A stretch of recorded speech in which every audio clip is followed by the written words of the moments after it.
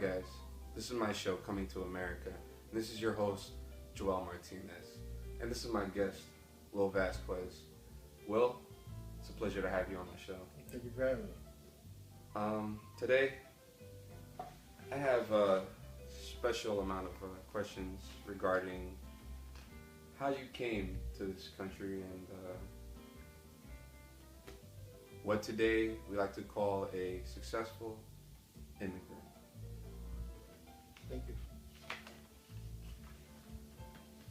you.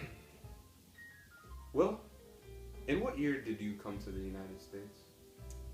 It's been approximately close to 20 years now. Give or take a few years. Do you remember how you came here? Like, what kind of transportation did you use Yeah, to get here? plane, not a boat.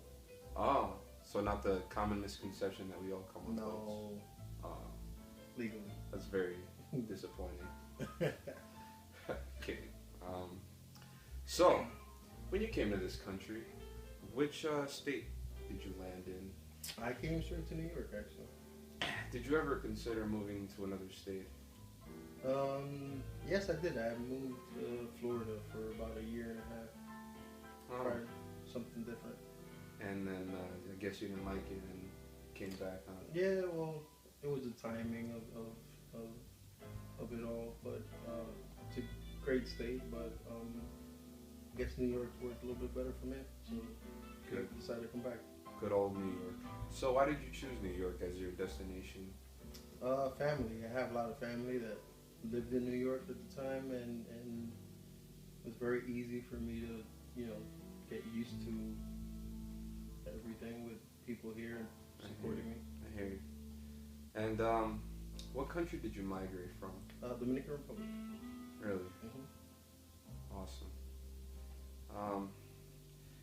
In your mind at the time, were you coming to stay permanently, or did you think it was going to be temporary?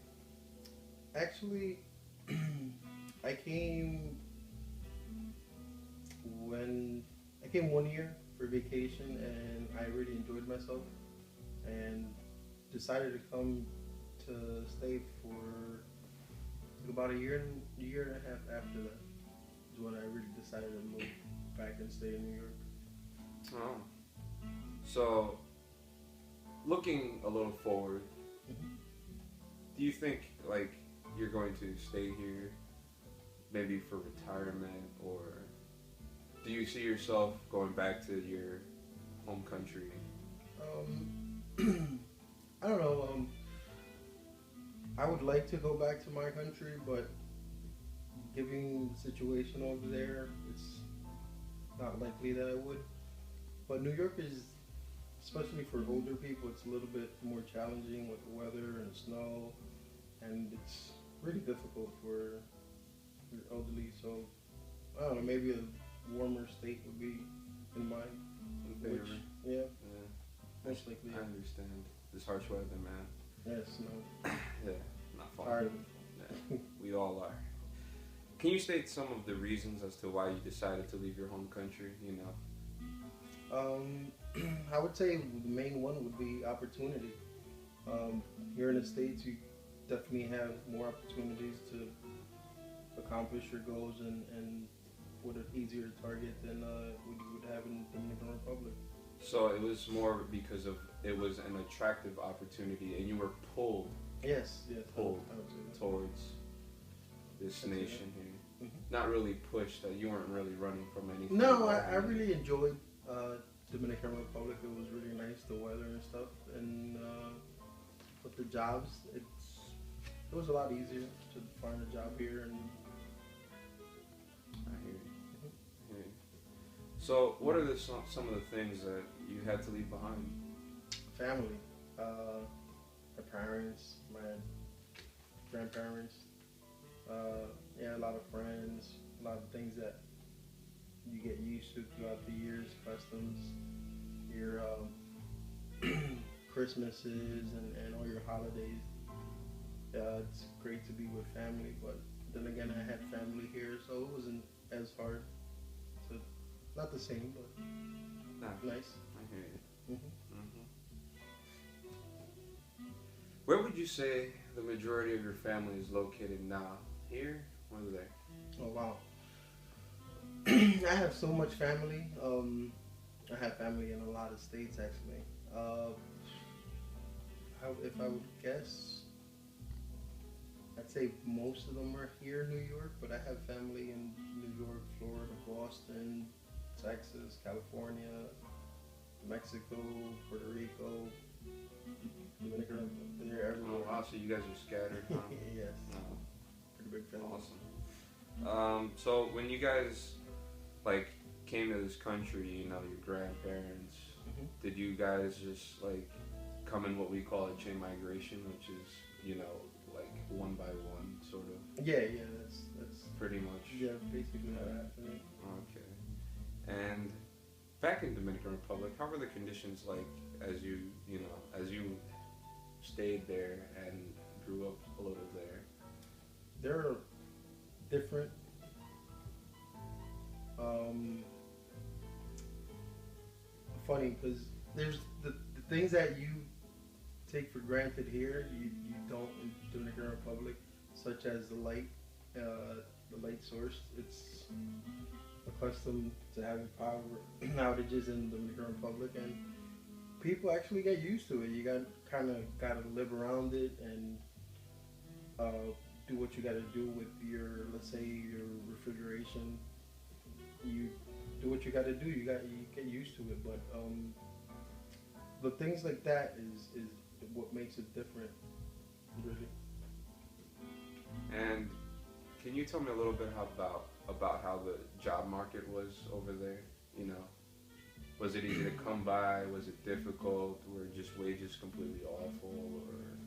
The job market really over there, in the majority of people, it's really hard for them to find.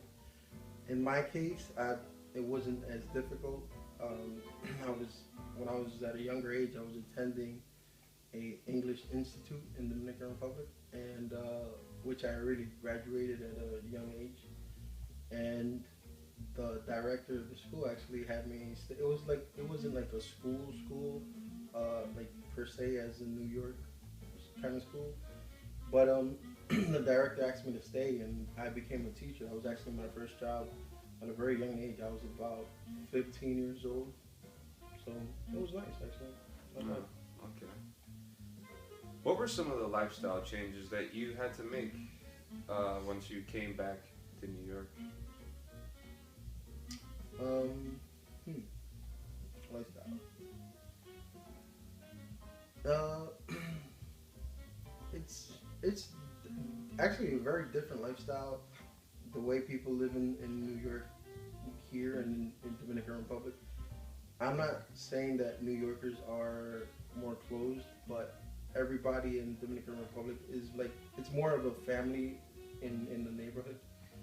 People tend tend to know everybody, and everybody's like, oh, uh, let's say somebody's doing a cookout, and you get everybody involved, and it's like a big family, really, a little Basically, town. like anyone's invited. It's more of a Yeah, social. it's No, more of a no, social community. everyone gets together as opposed Yeah, to yeah. New Yorkers where we sometimes walk by each But other, not even say A hi. little bit more distant, Yes, especially yes. in New York City, but that happens in bigger cities too. I mean, I guess I haven't lived in a small enough town to probably it is like that. Yeah. Once you got back here to New York, how long did it take you to find a job here? Let's see. When I came to New York, I actually found I, I came the first time. I actually came for a vacation, and um, I actually ended up getting a job, and it was what I thought at the moment was a temporary job. I ended up, like I said before, I ended up going back, and when I came back, I just hopped on to the same job I had, and kind of lucked out actually. Worked pretty good for me. Cool. And what kind of job do you have I'm a currently? cabinet maker. I manage a machine shop. where we build custom cabinets. Cool. Pretty nice. So it's not your typical barbershop haircutting Dominican guy here that we got, guys. Kidding. Name a goal that you are trying to achieve or have already achieved here that you probably couldn't have done in your homeland. A goal. When it comes to goals, in New York, I would say it offers you more opportunities. Just from buying a car to a house to even a credit card, it's night and day, and it's different. And I mean, God blessed me and got married and got a house now and working on my second kid. So my goals are coming along. Awesome. Do you send money back to some of your family here and there? Back Yeah, in it's, your homeland? you know, it's Dominican Republic is a very poor country, so there are people in need that need, pick me up every now and then. So kind of tend to help out every now and then.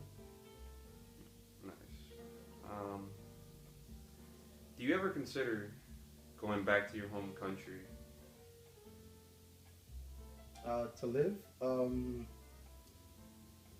yeah, I'd like it, but unfortunately the crime rate in it's a little elevated for my liking. So I don't know, vacation maybe in a resort. It's always, but I don't know, to live, maybe not. We'll see. Great. Well, guys, that concludes the first part of this interview, and we'll have a short break.